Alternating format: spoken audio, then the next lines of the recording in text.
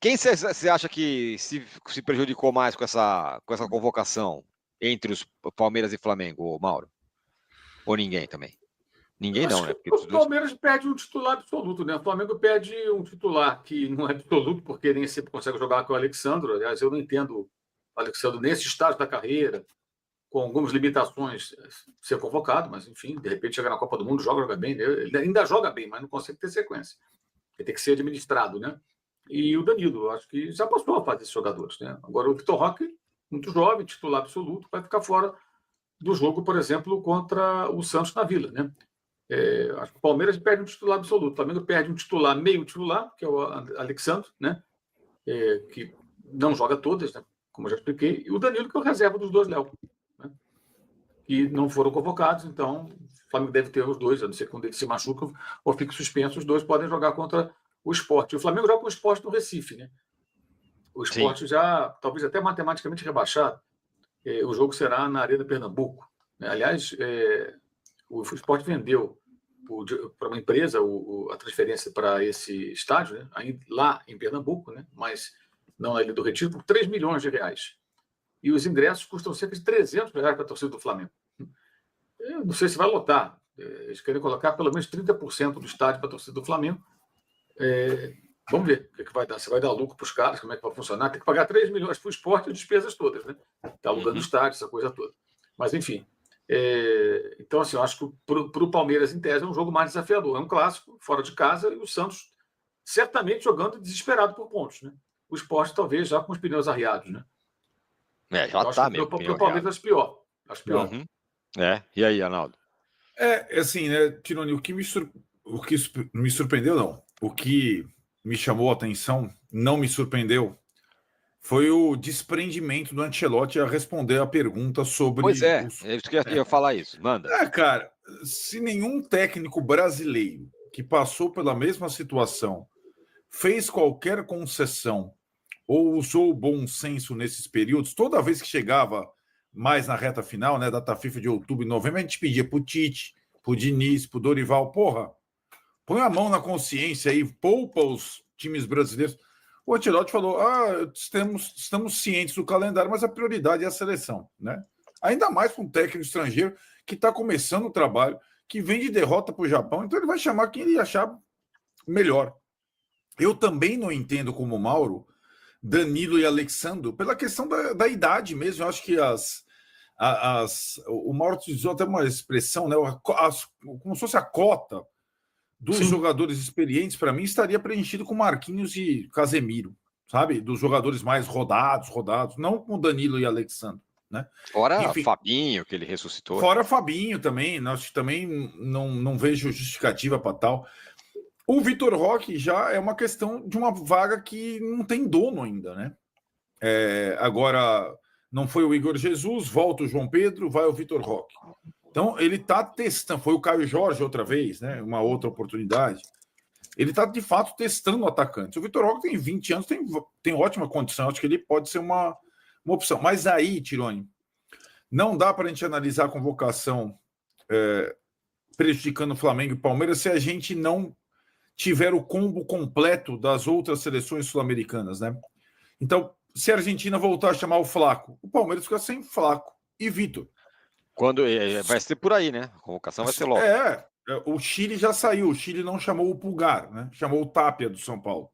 O Chile vem chamando jogadores mais jovens. Mas a Argentina, o Chile não está na Copa. É outra preocupação. Agora, o Paraguai tá. O Paraguai deve chamar o Sousa. Mas, gente, você pode ficar sem... Vai chamar o Gustavo Gomes. Gustavo Gomes, com certeza. Você pode ficar na frente, na parte ofensiva, sem os três principais. Flaco, Vitor e Sousa. Sem os três. Os três jogaram contra a LDU como titulares, né? Pra você ter uma ideia do prejuízo do Palmeiras. O Flamengo pode ficar sem o Arrascaeta, sei lá, então, né? Então, é péssima essa data FIFA, é péssima quando ela coincide com a reta final de campeonato, ainda mais um campeonato tão equilibrado, né? E acho que eu não sei se essa situação, e o Mauro sempre fala da mudança do calendário, né, que postergou a Copa do Brasil, mas dava para ter encaixado esses dois jogos antes. Em outra data FIFA, em outras situações, agora fica mais complexo. E vai ser ruim durante a data FIFA, e insisto, a minha curiosidade é para saber a rodada completa do brasileiro que sucede a data FIFA. Porque às vezes o cara está jogando na terça, não sei aonde, e não consegue voltar na quarta em condições mínimas para jogar pelo clube dele. Isso seria uma segunda rodada, né? Para Palmeiras e Flamengo. Pois eu sei que é a última convocação, né? Antes da convocação final tal. Não, é a penúltima, né? Ainda tem uma de março. Né? Tem a de março ainda. Mas, né, reta finalicíssima do campeonato, mas o Ancelotti nem aí. Falou, e ninguém reclamou muito, né, disso, né? Não tem muito o que fazer. É bem ruim, mas enfim. Como eu não sou exatamente um super fã de seleção, assim, de jogos de seleção, fica meio estranho. FT Pinheiro. Boa noite, turma da bancada. Na opinião de vocês, se o Flamengo não ganhar do São Paulo, ele pode dizer adeus para o brasileiro? Mauro é fera demais. Diz ele que é de São Luís do Maranhão. Não, acho que não. Como disse o Mauro, a galera vai perder ponto aí, né, no meio do caminho. Claro que se sei lá, o Flamengo perde, o Palmeiras ganha do Santos, vai abrir 4 pontos. Se foi essa combinação. Decidido, não creio que esteja, né, o Mauro. Até porque a tabela do Palmeiras é um pouco mais dura, né? O problema, sabe qual é? Assim, o pessoal tem uma pressa muito grande de definir quem vai ser campeão, o que vai acontecer. A gente não sabe o que vai acontecer, sabe? 2023 aconteceu aí de tudo, 2009, 2020. O ano passado também o Palmeiras estava com a mão no título. O Palmeiras jogava para empate contra o Botafogo na rodada 36. O Botafogo com a cabeça na Libertadores e perdeu. Perdeu em casa.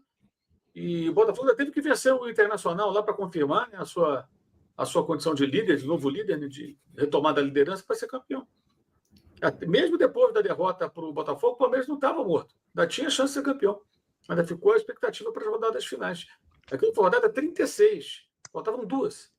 E o Botafogo foi jogar na final da Libertadores, ganhou o título, voltou, ganhou do Inter em Porto Alegre, confirmou o título, foi campeão.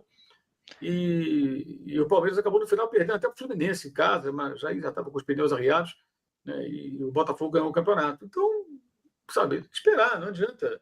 É o que eu falo, ficar falando esse tipo de coisa, o que eu pode falar? Você fala, fulano vai ser campeão, sabe? Isso aí parece assim. Eu sou um jornalista antigo, mas tem uns que são mais antigos do que eu. E os mais antigos do que eu, alguns também da minha geração, tem essa mania, alguns assim, no rádio principalmente. O campeão vai ser não sei quem. O cara fala com base em porra nenhuma, sabe? Ele fala aquela bobagem. E aí o torcedor do time que não é o eleito por ele, né, aleatoriamente, fica com raiva, reclama. Gerava antigamente audiência, hoje é engajamento. Isso. Tem uma discussão. Aí no final, se o cara errou, o cara não fala porcaria nenhuma. Ele fala lembra. e segue, sabe? Eu conheço um